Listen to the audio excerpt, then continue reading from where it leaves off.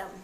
संस्कृत की कक्षा में एक बार फिर से आपका स्वागत है और आज हम कर्ता क्रिया अभ्यास के इसी क्रम को आगे बढ़ाते हुए पढ़ेंगे स्त्रीलिंग शब्दों के साथ क्रिया लगाना तथा धातु रूप के अन्य पुरुषों का अभ्यास, जो कि हम क्रिया में किस प्रकार से प्रयोग करेंगे।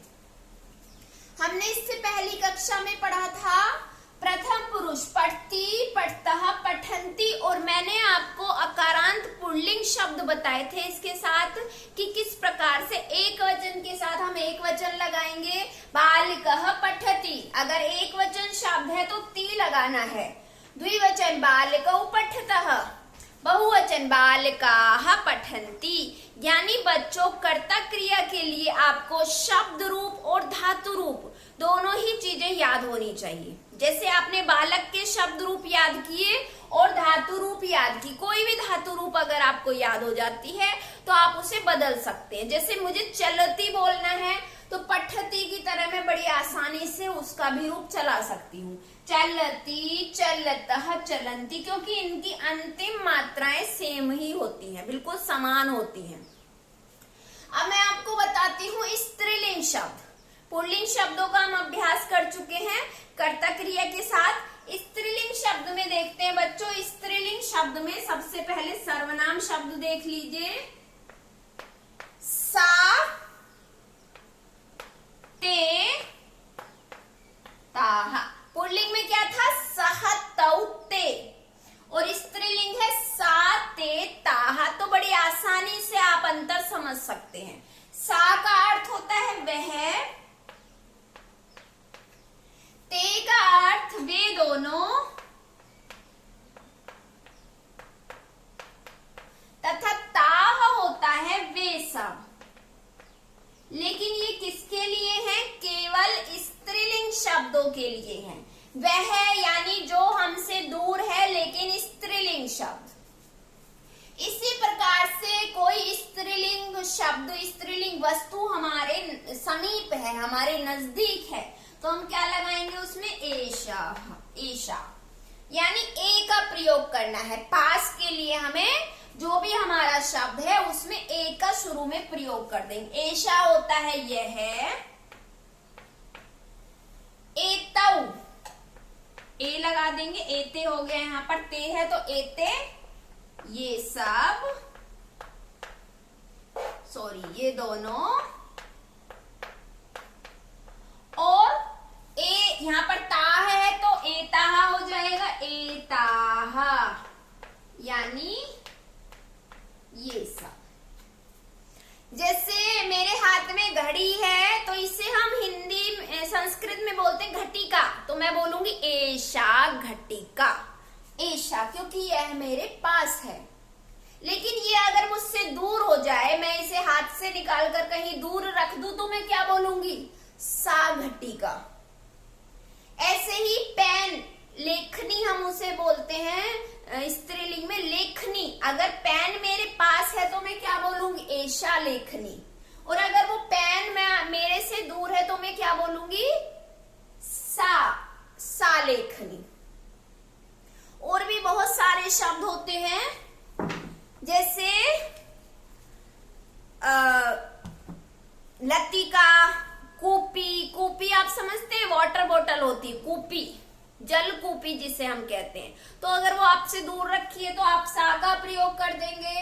अगर वो आपके पास है तो आप एषा का प्रयोग करेंगे। लेकिन अगर आपको प्रश्न करना है एषा का, अभी मैं आपको ये दिखाकर पूछ रही हूँ एषा का, तो आप आंसर क्या करेंगे? एषा घटिका।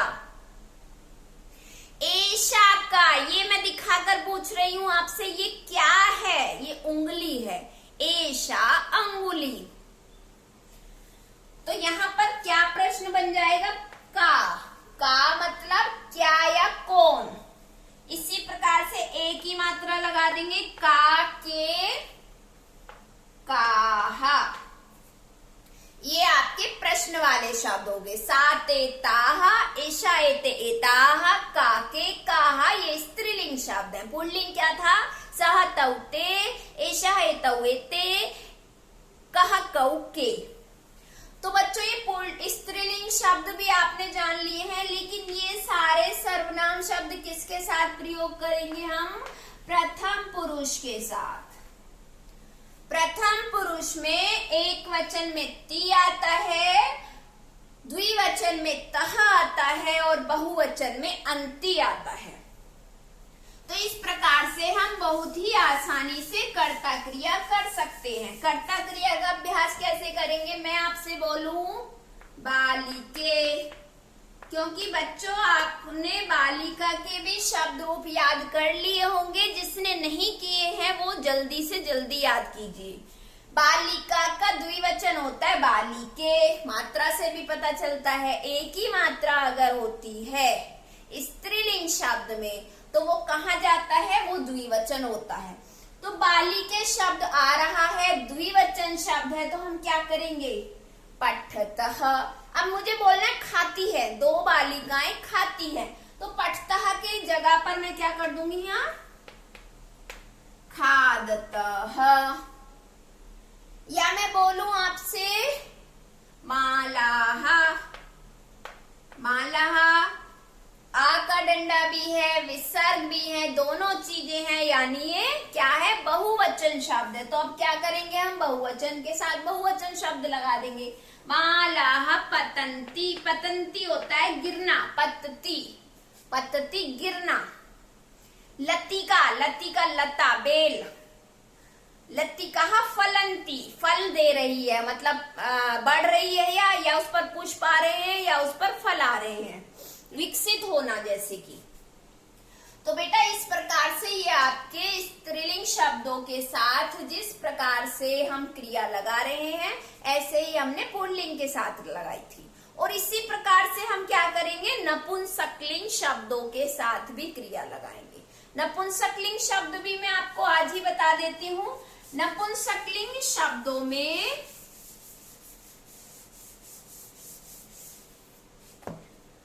देखिए, यहाँ पर सबसे पहले मैं लिखती हूँ पुल्लिंग। पुल्लिंग शब्द में क्या क्या सर्वनाम मैंने आपको बताए थे? सह, तौ, ते। और पास के लिए क्या प्रयोग करते हैं हम? एषः, एतौ, एते। और प्रश्न के लिए क्या प्रयोग करेंगे? कह, कौ, के। अब आता है स्त्रीलिंग शब्द। स्त्रीलिंग में देखिए, सह पुल्लिंग है, स्त्रीलिंग होता है सा, मतलब वह। सह का मतलब भी वह, सा का मतलब भी वह, लेकिन अंतर क्या है? ये पुल्लिंग है, ये स्त्रीलिंग है। सा का द्विवचन होता है ते और बहुवचन होता है ताहा। इसी प्रकार से इसका पास के लिए बना देंगे एषा, एते, एताहा। और अगर हमें इसका प्रश्न बनाना है तो क्या करेंगे? का, के, काहा। अब आता है नपुंसकलिंग शब्द। नपुंसक लिंग। देखिए बच्चों, नपुंसकलिंग में भी इसी प्रकार से दो तरह के शब्द होते हैं। पास के लिए अलग होता है, दूर के लिए अलग होता है। जैसे ये पुस्तक है, इसको हम संस्कृत में बोलते हैं पुस्तकम। ये नपुंसकलिंग शब्द है। पहचान कैसे करेंगे? जिन शब्दों के अंत में म आ रहा है। मैं बोल रही हूँ पुस्तकम, म में हलंत लगा हुआ है। तो पुल्लिंग की पहचान क्या करते हैं? जिन शब्दों के अंत में विसर्ग है। स्त्रीलिंग की पहचान क्या कर रहे हैं हम? जिन शब्दों के अंत में या तो आ का डंडा है या ई की मात्रा है। जैसे कि आप अपने घर में, अपने रिश्तेदारों में, अपने विद्यालय में भी देख सकते हैं, लड़कियों के नाम ज्यादातर कैसे होते हैं? या तो उनके नाम में आ की मात्रा होती है लास्ट में, या बड़ी ई की मात्रा होती है। जैसे मेरा नाम अमृता है, किसी का नाम गीता है, किसी का नाम खुशी है, बड़ी ई की मात्रा आ रही है, किसी का नाम शालिनी है। लेकिन मैंने ये नहीं कहा कि सभी के नाम आपके आ या ई पर ही खत्म होते हैं। लेकिन यह कहा जा सकता है कि 90% स्त्रीलिंग नाम आपको इसी प्रकार के मिलेंगे। यूं तो बहुत सारे नाम हैं जो कि आ का डंडा भी नहीं है, अंत में ई की मात्रा भी नहीं है, लेकिन लड़कियों के नाम है। तो संस्कृत के शब्दों की आप इस तरह से पहचान कर सकते हैं। अगर विसर्ग है तो पुल्लिंग है, आ है तो स्त्रीलिंग है, और अंत में म है और उसमें हलंत लगा हुआ है, पुस्तकम, जलम, नेत्रम, वो क्या है आपके नपुंसकलिंग शब्द हैं। तो मैं बता रही थी यह पुस्तक है और यह पुस्तक मेरे पास है अभी, तो मैं बोलूंगी इसको एतत् पुस्तकम। लेकिन यह पुस्तक मैं दूर रख दूं और तब बोलूं तत् पुस्तकम। तो दूर के लिए बच्चों हम क्या प्रयोग करते हैं, तत्। द्विवचन में ते और बहुवचन में तानी,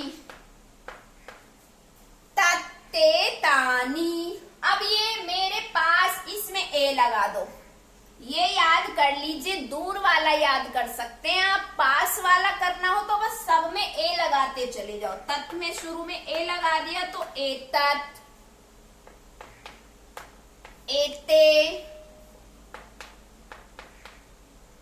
एतानी। और हमें अगर इसका प्रश्न करना है तो किम के कानी में आपसे बोलूं एतत् किम, तो आप बोलेंगे एतत् पुस्तकम। एतत् किम, ये मार्जकम होता है, संस्कृत में डस्टर को मार्जकम बोलते हैं। लास्ट में म रहा है, हलंत भी है, इसलिए मैं बोलूं एतत् किम, तो आप बोलेंगे एतत् मार्जकम। एतत् किम, जिस पर मैं लिख रही हूं, ये क्या है, ये ब्लैक बोर्ड तो है नहीं। अगर ये ब्लैक बोर्ड होता तो मैं इसको कृष्ण फलकम बोल देती, मैं बोलती एतत् कृष्ण फलकम, लेकिन कृष्ण नहीं है, ये ब्लैक नहीं है, ये ग्रीन है, तो इसे हम बोलेंगे हरित फलकम, एतत् हरित फलकम। एतत् नेत्रम, नेत्रम आंखों को कहते हैं। तो बहुत सारे शब्द हैं, शब्द की पहचान आप इसी प्रकार से कर लेना, अंत में अगर म लगा है और हलंत भी लगा है। तो छात्रों इस प्रकार से ये आपके पुल्लिंग, स्त्रीलिंग और नपुंसकलिंग के सर्वनाम है। अब इनमें आप संज्ञा भी लगा सकते हैं, पर ध्यान यही रखना है कि जो संज्ञा है जिस लिंग का, उसी लिंग की आप क्या करेंगे, सर्वनाम भी लगाएंगे।